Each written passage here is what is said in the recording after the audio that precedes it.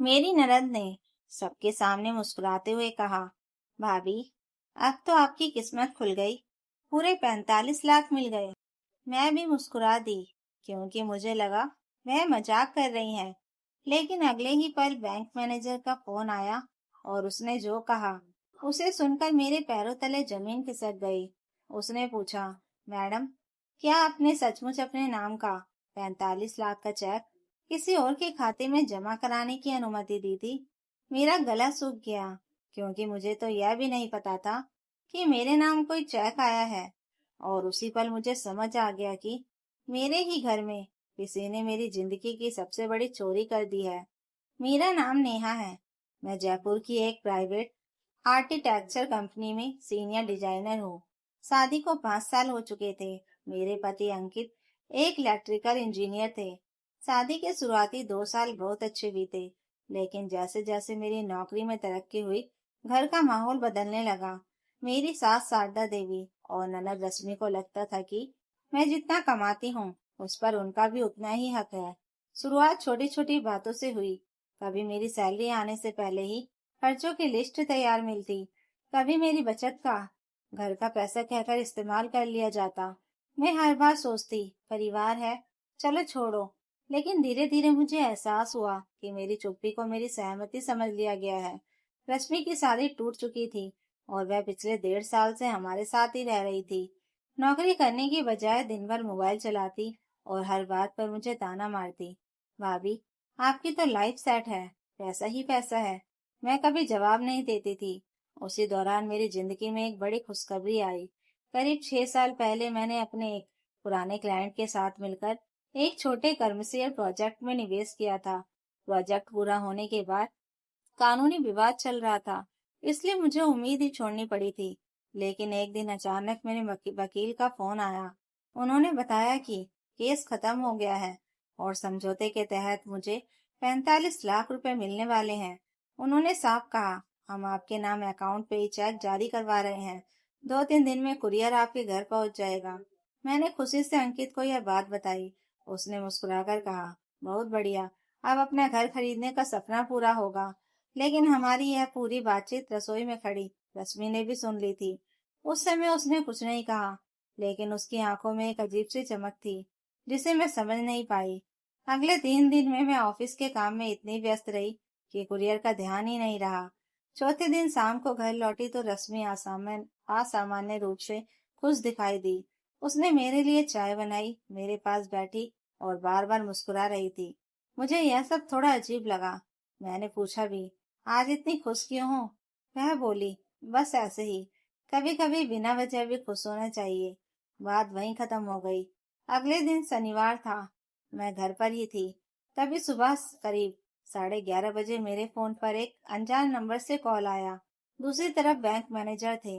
उन्होंने विनम्रता से पूछा, मैडम, मैं सिर्फ एक औपचारिक पुष्टि करना चाहता हूँ।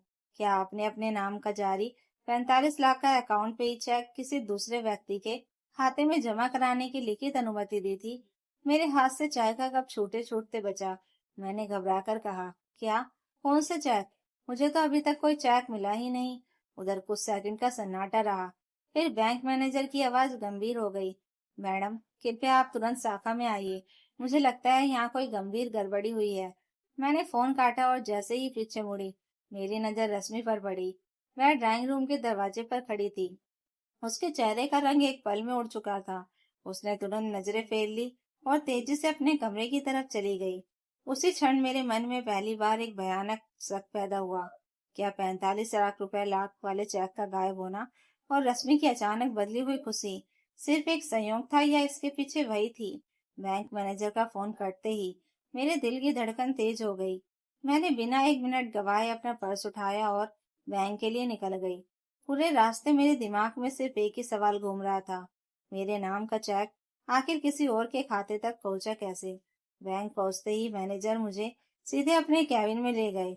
उन्होंने दरवाजा बंद किया, मेरे सामने एक फाइल रखी और बोले, मैडम, यह चेक आपके नाम जारी हुआ था, अकाउंट पे ही है, इसलिए इसे किसी और के खाते में जमा होना ही नहीं चाहिए था।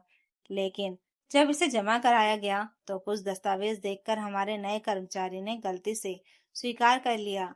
बाद में वेरिफिकेशन के दौरान मुझे हस्ताक्षर और आवेदन संगीन लगे, इसलिए मैंने आपको फोन किया। मैंने कांपते हाथों से फाइल खोली। अंदर मेरे नाम का 45 लाख का चेक था, उसके साथ एक आवेदन पत्र और मेरी फर्जी साइन की हुई अनुमति। मेरी आंखें फटी रह गई। किसी ने मेरी साइन की नकल करने की कोशिश की थी, लेकिन वह बिल्कुल वैसी नहीं थी। मैंने तुरंत कहा, ये साइन मेरे नहीं है। मैनेजर ने सिर हिलाया और धीरे से बोले, हमें भी यही शक था, इसलिए हमने क्लियरिंग रोक दी। पैसा अभी किसी खाते में ट्रांसफर नहीं हुआ है। मेरी सांस में सांस आई। मैंने तुरंत पूछा, चेक जमा कराने कौन आया था? मैनेजर ने कंप्यूटर स्क्रीन मेरी तरफ घुमाई। बैंक के सीसीटीवी की तस्वीर खुली। तस्वीर देखते ही मेरे पैरों तले जमीन खिसक गई। स्क्रीन पर साफ दिखाई दे रही थी रश्मि। वही कपड़े, वही पर्स और वही चेहरा। मेरे मुंह से सिर्फ इतना निकला, ये मेरी ननद है। मैनेजर ने गंभीर स्वर में कहा, यह आपके नाम का चेक, एक आवेदन और आपकी आधार कार्ड की फोटोकॉपी लेकर आई थी। उसने कहा कि आपकी तबीयत खराब है, इसलिए आपने उसे अधिकृत किया है। मुझे याद आया कि 2 महीने पहले रश्मि ने मेरा आधार कार्ड यह कहकर मांगा था कि ऑनलाइन गैस सब्सिडी का फॉर्म भरना है। मैंने बिना सोचे उसे दे दिया था। उसी की फोटोकॉपी उसने संभाल कर रख ली थी। मेरे हाथ गुस्से से कांपने लगे। मैनेजर ने कहा, अगर आप चाहे तो अभी पुलिस शिकायत दर्ज कर सकते हैं। बैंक पूरा सहयोग करेगा। मैं कुछ पल चुप रही, फिर बोली, अभी नहीं, पहले मैं सच अपने घर वालों के सामने लाना चाहती हूँ। बैंक से निकलते समय मैनेजर ने मुझे सीसीटीवी फुटेज की कॉपी और सभी दस्तावेजों की प्रमाणित प्रतियां दे दी। शाम को मैं घर पहुंची तो ड्राइंग रूम में सास, रश्मि और अंकित तीनों बैठे थे। मुझे देखते ही रश्मि सामान्य बनने की कोशिश करने लगी। मैंने बिना कुछ कहे अपना बैग मेज पर रखा और धीरे से पूछा, रश्मि, आज बैंक गई थी? वह एक पल के लिए घबराई, फिर बोली, नहीं तो, मैं पूरे दिन घर पर थी। मैंने दूसरा सवाल किया, पक्का? उसने मेरी आंखों में देखते हुए कहा, हाँ बिल्कुल। तभी मैंने अपने बैग से सीसीटीवी की फोटो निकालकर उसके सामने रख दी। फोटो देखते ही उसके चेहरे का रंग उड़ गया। कमरे में सन्नाटा छा गया। अंकित ने तस्वीर उठाई और हैरानी से पूछा, रश्मि, ये तुम हो? रश्मि के होठ कांपने लगे, लेकिन अगले ही पल सास शारदा देवी बीच में बोल पड़ी, अगर गई भी थी तो क्या हुआ? घर का ही तो पैसा था। आखिर सब एक ही परिवार है। उनकी बात सुनकर मुझे सबसे बड़ा झटका लगा। यानी उन्हें पता था? मैंने कांपती आवाज में पूछा, मतलब आपको पहले से मालूम था? उन्होंने बिना झिझक कहा, हाँ मालूम था। हमने सोचा तेरे पास तो पहले ही बहुत पैसा है, रश्मि की जिंदगी भी तो बसानी है, बाद में तुझे बता देते। मेरे अंदर जैसे सब कुछ टूट गया। यह सिर्फ रश्मि की हरकत नहीं थी, यह पूरी योजना थी। अंकित अवाक से बैठा था। उसने अपनी माँ की तरफ देखा और कहा, मम्मी, आपने ऐसा कैसे सोच लिया? लेकिन शारदा देवी बोली, मैंने कुछ गलत नहीं किया। घर की बेटी का भला ही तो चाहे। मैंने उसी समय अपने बैग से बैंक मैनेजर का लिखा हुआ नोटिस और पुलिस शिकायत का ड्राफ्ट निकालकर मेज पर रख दिया। फिर बहुत शांत आवाज में कहा, अभी तक मैंने शिकायत दर्ज नहीं कराई है, लेकिन अगले 5 मिनट में आप लोगों का एक जवाब तय करेगा कि यह मामला घर में रह खत्म होगा या सीधे पुलिस स्टेशन में। मेरी बात सुनते ही पहली बार रश्मि की आंखों में डर साफ दिखाई देने लगा, क्योंकि उसे अब समझ आ चुका था कि यह खेल उसकी सोच से कहीं ज्यादा बड़ा पड़ चुका है। मेरी बात सुनते ही पूरे कमरे में ऐसा सन्नाटा छा गया कि घड़ी की टिक टिक तक सुनाई देने लगी। रश्मि के हाथ कांप रहे थे। उसने पहली बार मेरी आंखों में देखकर धीमी आवाज में कहा, भाभी, मुझसे गलती हो गई। लेकिन इसमें पहले कि वह कुछ और बोलती, शारदा देवी फिर बीच में आ गई। इतनी सी बात के लिए पुलिस बुलाओगी? घर की बेटी के लिए ही तो किया था। पैसा आखिर घर में ही रहता। मैंने उनकी तरफ देखा और पहली बार बिना डरे कहा, माँ जी, अगर यह घर का पैसा था तो चेक मेरे नाम क्यों था? और अगर आपने सही काम किया था तो नकली साइन और झूठा आवेदन क्यों बनवाया? मेरे इस सवाल के बाद पहली बार उनके पास कोई जवाब नहीं था। तभी अंकित ने वह फर्जी आवेदन उठाया, ध्यान से देखा और उसकी आंखें फैल गई। उसने गुस्से में रश्मि से पूछा, ये साइन किसने किए? रश्मि रोने लगी, भैया, मैंने नहीं। मम्मी ने कहा था कि भाभी को बाद में मना लेंगे। उन्होंने कहा था कि अगर पैसा पहले हमारे खेत खाते में आ जाएगा तो भाभी कुछ नहीं कर पाएंगी।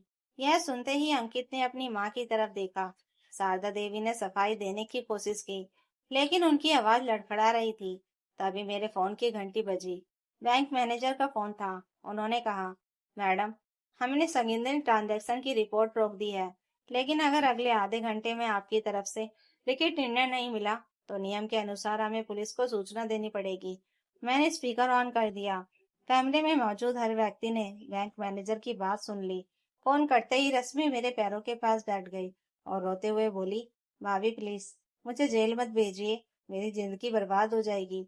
मैंने उसे उठाया और कहा, जब तुम मेरा हक चुराने गई थी, तब क्या एक बार भी सोचा था कि मेरी जिंदगी पर क्या असर पड़ेगा? वह सिर झुकाकर खड़ी रही। अंकित ने उसी समय अपनी माँ से कहा, मम्मी, आज आपने सिर्फ नेहा का भरोसा नहीं तोड़ा, आपने मुझे भी शर्मिंदा कर दिया। शारदा देवी की आंखों से भी आंसू निकल आए, लेकिन अब बहुत देर हो चुकी थी। मैंने अपना बैग उठाया और कहा, मैं पुलिस में शिकायत जरूर कर सकती हूँ और कानून मेरे साथ होगा, लेकिन मैं एक आखिरी मौका दूंगी। सबने मेरी तरफ देखा। मैंने साफ शब्दों में कहा, पहली शर्त, अभी इसी वक्त लिखित में स्पीकर कीजिए कि स्वीकार कीजिए कि यह साजिश आपने और रश्मि ने मिलकर की थी। दूसरी शर्त, भविष्य में मेरी कमाई या मेरी किसी संपत्ति पर कभी कोई दावा नहीं करेंगे। तीसरी शर्त, आज के बाद मेरे किसी भी दस्तावेज को बिना मेरी अनुमति हाथ भी नहीं लगाएंगे। अगर इनमें से एक भी शर्त टूटी तो बैंक की पूरी फाइल और सीसीटीवी सीधे पुलिस के पास जाएगी। कुछ मिनट बाद अंकित ने अपने वकील मित्र को घर बुलाया। उसके सामने शारदा देवी और रश्मि ने लिखित माफीनामा दिया और यह भी स्वीकार किया कि चेक को धोखे से अपने खाते में जमा कराने की कोशिश उनकी गलती थी। उसी रात मैंने बैंक जाकर चेक अपने खाते में जमा कराया। कुछ दिन बाद 45 लाख मेरे खाते में आ गए। उस पैसे से मैंने सबसे पहले अपने नाम पर एक छोटा सा फ्लैट बुक किया। रजिस्ट्री वाले दिन अंकित मेरे साथ था। उसने धीरे से कहा, आज समझ आया कि घर ईंटों से नहीं भरोसे से बनता है, और हमने वही तोड़ दिया था। मैंने उसकी बात का कोई जवाब नहीं दिया, क्योंकि कुछ रिश्ते माफी से चल सकते हैं, लेकिन टूटा हुआ विश्वास पहले जैसा नहीं होता। 6 महीने बाद मैं अपने नए घर में शिफ्ट हो गई। अंकित ने अपनी माँ और बहन से अलग रहने का फैसला किया। रश्मि ने भी पहली बार नौकरी शुरू की, क्योंकि उसे समझ आ गया था कि दूसरों की मेहनत पर जिंदगी नहीं चलती। एक दिन बैंक मैनेजर का फिर फोन आया। उन्होंने मुस्कुराते हुए कहा, मैडम, उस दिन अगर आपने समय पर फोन नहीं उठाया होता तो शायद 45 लाख वापस लाना बहुत मुश्किल हो जाता। मैंने भी मुस्कुराकर जवाब दिया, सर, पैसा वापस मिल जाता या नहीं पता नहीं, लेकिन उस दिन मेरा भ्रम जरूर टूट गया था कि हर अपना सच में अपना होता है। उस शाम मैंने अपने नए घर की बालकनी में खड़े होकर एक बात अपने आप से कही, रिश्तों की सबसे बड़ी पहचान प्यार नहीं ईमानदारी होती है। जिस घर में भरोसा चोरी होने लगे, वहां ताले दरवाजों पर नहीं, दिलों पर लग जाते हैं। और उधर पुराने घर में शारदा देवी और रश्मि को हर दिन वही खाली कुर्सी दिखाई देती थी, जहाँ कभी नेहा चुपचाप सबकी जरूरतें पूरा किया करती थी। तब उन्हें समझ आया कि उन्होंने 45 लाख नहीं खोए थे, उन्होंने उस इंसान का विश्वास खो दिया था जो उन्हें अपना परिवार मानती थी। तो दोस्तों, अगर आपको यह कहानी अच्छी लगी हो तो कमेंट करके जरूर बताइएगा, और नई कहानियों के लिए चैनल को सब्सक्राइब जरूर कर लीजिएगा। Thank you for watching.